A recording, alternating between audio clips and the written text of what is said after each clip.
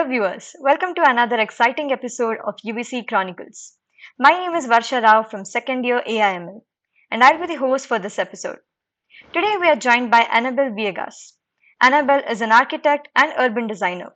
She completed her bachelor's in the field of architecture in the year 2011 from UVCE. She went on to complete her master's in the field of architecture itself from the Bartlett School of Architecture, London. Welcome to UVCE Chronicles, Annabelle. Thanks for having me. So at UVC Chronicles, we usually begin with a first-hand introduction of the guest. So Okay. I would request you to briefly introduce yourself. All right. Well, I think you've summarized my starting part of architecture. So, yes, I did graduate out of UVC in 2013, 2011. I then went on to work in Bangalore. I worked for a couple of years with also an alumni of UVC. I worked with architect Mohan Rao and his fantastic firm called Inde. Post which I did my master's in urban design at the Bartlett. And this one was what essentially kind of changed my course in architecture because I did a master's in computational urban design where we went on beyond just what we know and we can see and went on to speculate and went on to compute and which kind of inspires design. Post that, I have, I hope most of you know of it. If you don't, follow me, check us out. We're called The Workshop. I run a makerspace in Bangalore, which is one of India's only design based makerspaces. And that is, at the heart of what I love to do. But I also run my architecture practice. I do design across scales. I have an interiors arm. I have an architecture, base firm, and of course, we also do urban design. Yeah, so Bangalore is home now, and architecture is what I do on all scales. That's great. Thank you for the wonderful introduction. Thank you. So, what particular learnings from UVC have helped you to achieve what you have achieved today? Well, I think I really I'm proud to say that I own quite a bit of whatever I'm doing today to UEC because I the first thing would be the way we were kind of guided through the 5 years of architecture. There was absolutely no spoon feeding, which is amazing. At that time, it felt you're like, "Oh, come on, we're not being taught and things like that. We're not being told." But at the end of it, I think that's what made us individuals, made us very independent in design, in thinking, and it was so self-reliant, which I own. My business being the way it is and the way I can be independent and run business. I think I own that to UBC as well. Yeah, and yeah, That's I think totally it was wonderful. fun. It was fun. I mean, it was very different back then, but it was super fun. That's wonderful. So, could you share your experience of pursuing your master's in the UK? So in the UK, it was extremely different. It was, again, very independent. It is self reliant. It is self learning. They kind of it is more guided in research because my master's was a very research driven master's. Um, we had to do it was very intensive. It was extremely intensive. There was nobody who cared that you didn't know anything or you didn't know a software. They gave you a day and expected you to learn it. So extremely different experiences, ex- extremely different exposure because the starting point at which you start working and start doing your research is already beyond your ABCs. Um, so I think the intensity of the program is what kind of drives you through innovation. It's very innovation driven. It's and I think these are some of the aspects that have really kind of turned the way I think about design, the way that I approach design, and I hope that kind of shows through the work I do. Yeah. So, how does a typical weekday in your life look like with multiple companies, workshop, kids, family, etc.? Madness, I would say. I don't even know when the day starts and the day ends, to be honest. It is quite insane. It actually took us, what, like 4 or 5 months to get this video call on, right? So I'm really sorry about that. But yeah, it's quite hectic. But yeah, typical day. But what I would like to say is it's exciting, and and that is what design does. It is not a regular rigmarole. It's not like you're going to sit on the desk and do the same number crunching every day like some of the other careers. You have to be on your toes. You have to be able to think every day, come up with new situations, new innovations, new problem solving, and and to me, to be honest, I think my kids are my biggest design challenge because you have to be so innovative every day to come up with something new. So yeah, it's fun. I take it up as a design challenge as well. Yeah, typical day again. Thankfully now, because we have so much of technology, the meetings are online, which is great. But apart from that, it's a good hectic but fulfilling day at the end of it. Yeah, so it's like multitasking at its peak every day. At its peak, absolutely. So I'm very curious about CityLab Bangalore and Think Happy Every Day. So Yeah. can you describe what they exactly are and how they function? Right. So think happy every day basically is an ideology. That's how we position ourselves. We are a brand to building consultancy because my partner and my husband, he runs an advertising practice. So we essentially are positioned as a brand to building consultancy where we work with a client end to end. Especially with real estate and developers, we essentially work with them from creating a brand to curating that particular brand to designing for that brand. And I think that's what makes think happy every day very different. We are, I think, one of the only practices of its sort in India. But when we started so think happy every day is an acronym. It's THE, so we're and when we started we actually started with the idea of the makerspace, and that bloomed out of me being at the Bartlett because 80% of my time at the Bartlett was at the workshop.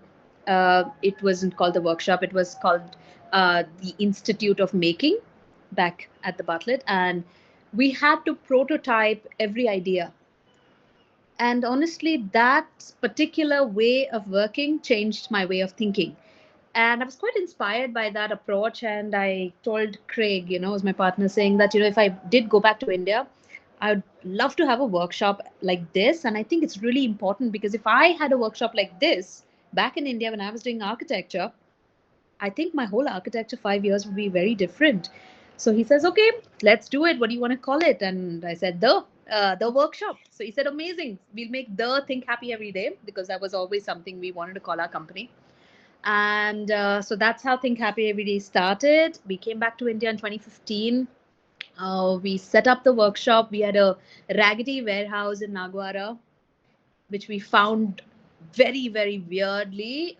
Don't ask, it was a complete dump. We transformed it in about a week and had our first woodworking workshop there. So that is Think Happy Every Day, and that's now it has kind of evolved into my architecture practice, interiors practice, the advertising agency, so the complete consulting firm. We also do a lot of installations.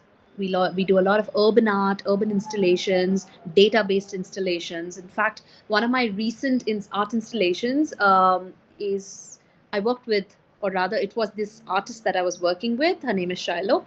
We built an art installation at the Google headquarters in San Francisco. So we did a Oh, complete tech-based art installation, and so we kind of engineered it. It was based on sensors and sensory data. So yeah, these are all the different facets of the work that we do. And urban city lab, yeah, city lab, we started uh, back in 2016. So this was again with a friend of mine who's an ex-alumni, Sandhya, and we started City Lab to kind of look at, because we both were urban designers, we both love the urban scale, we love, and I love data, I love visualizing data. So we kind of worked together on a kind of idea that there's so much data out there, but people don't understand it because they can't see it. So we wanted to take urban data and simplify it into visual kind of art forms that the common man could then just see, view, understand, and probably act upon if it is, social issues. So Urban City Lab was started with that. We in fact did our first art installation at the Kochi Biennale at that time, in 2016, and it was quite fantastic. It was absolutely, it requires its own 1 hour of a conversation for me to explain. But yes, we are still running both of these. So City Lab does a lot more research work. We've also worked on a few papers and things like that. But family came in between, and I've kind of taken a back seat with that. Hope to renew that again. So, yeah. So both of these initiatives have a very passion-driven story, which is amazing. Thank So you. It has to be, because as designers, I don't think there's anything else driving you. It's not the money. So it has to be passion. yeah. So how has being an architect and an entrepreneur helped you manage your companies better? Um, well, firstly, to be able to start a company, I mean, it takes quite a bit because it's not like, there are clients just waiting there for you. So I think managing a company is a completely different ball game. But I think if you enjoy what you do, and if you're true to what you do, and you're genuine with your ideology, things will work out. And for me, it was never about being a big conglomerate. That was never the idea. I love a niche. I love being more on a personalized scale of design. So yeah, you have to just power through and drive through. Yeah, there's and I think one of the bottom lines is that there's nobody else going to answer for you. You are the one answering if there is good or bad that happens. So take a chance, take the risk. If it works, great. It doesn't work, it's all right. You've learned something. Those are some wonderful lessons, definitely. So I've read that as an urban designer, you like to Mhm. integrate natural landscapes with urban architecture. Could you provide some insights on the same and how it promotes sustainability, especially in a place like Bangalore? So where did you read this about me? About me, or did you read this in general? LinkedIn. Oh, LinkedIn. Okay, so basically, you may have understood that as slightly differently. What I do is, because of my computational design background, and like I said, I work with big data. I work with visualizing big data. I am not hands-on with sustainability as a general idea of using materials and things like that. Not that, but for example, we did an art installation that actually talked about the receding water bodies in Bangalore. Okay, now everybody knows this, but nobody knows the scale of how and what it is. And even if you do know the scale, there is no way to really have an urban impact, right? You need that kind of a, how do you say, you need that kind of a jhatka for people to actually act upon it. So we had done an art installation uh, called The Drop, where we collated a lot of data in terms of what the water bodies, the number of water bodies in Bangalore city back about 50 years ago. And we kind of created a visualized piece which then talked about what has happened to each of these water bodies. Now, this is one example, okay, that I'm talking about, because I think that is also a way of talking about sustainability. Because we realized that a lot of our water bodies, and just about 50 years ago, just to give you an approximation, we had about 3,000 odd. And today we have about 7 odd that are potable. So then we kind of went down to look at what has happened to these water bodies. Some of them, of course, have just were tanks and things like that, which have gotten demolished. But larger water systems have actually been developed upon. And when you look at the data that is there, they're not just residential apartments and things like that. A lot of government, um, you know, uh, buildings, government infrastructure, and things like that that are also upon. some of our lake beds. So this is one of the pieces that I would maybe would like to talk about in terms of how we kind of use our design skills, use the kind of background that we come from, use urban design, and use um, our connections to the public and create actionable outputs. So this is This one is called very the interesting drone. to me, Yeah. like especially how everything is from a data perspective, visualizing problems from a data perspective. It's Yep. pretty interesting. Yeah.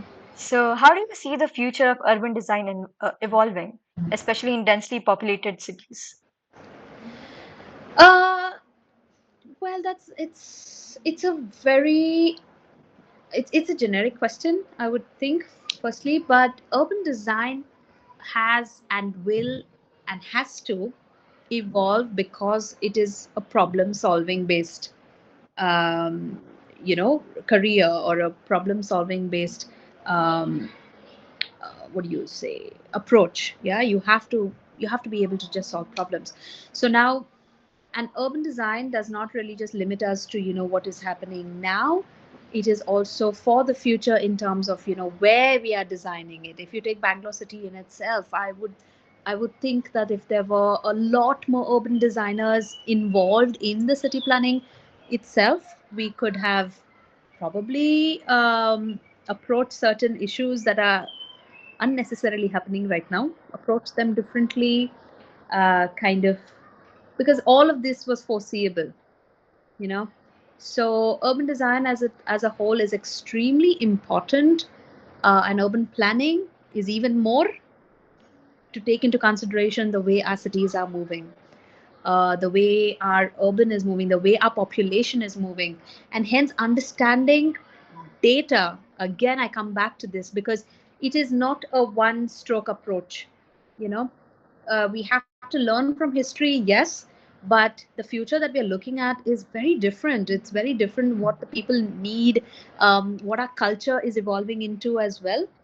The kind of you guys as the youngsters um, are doing things very differently from what probably my or our parents have done, right? So the urban needs to take into consideration those changes as well, cultural changes. Like another project, just for example, a research project that we were working on was child and the city, actually looking at what is the city even doing, what is the city doing for our children, not about even doing, but what is the city, for example, doing for our children when you take into consideration. But the kind of research that we did, and when certain point in time we realized that there's really not much. Yeah, there's really not much. I can't think about sending my daughter to the nearest shop, for example, because where's she going to walk? You know? So things like that. And I think these are small things that we have overseen as planners and designers. And I hope um, we don't do that in the future with our newer areas coming into newer infrastructure that is coming, the newer parts of the city that are being developed. I think it should be a little more wider spread in its agenda, in what we aim to achieve out of our cities. Yeah. That was pretty insightful.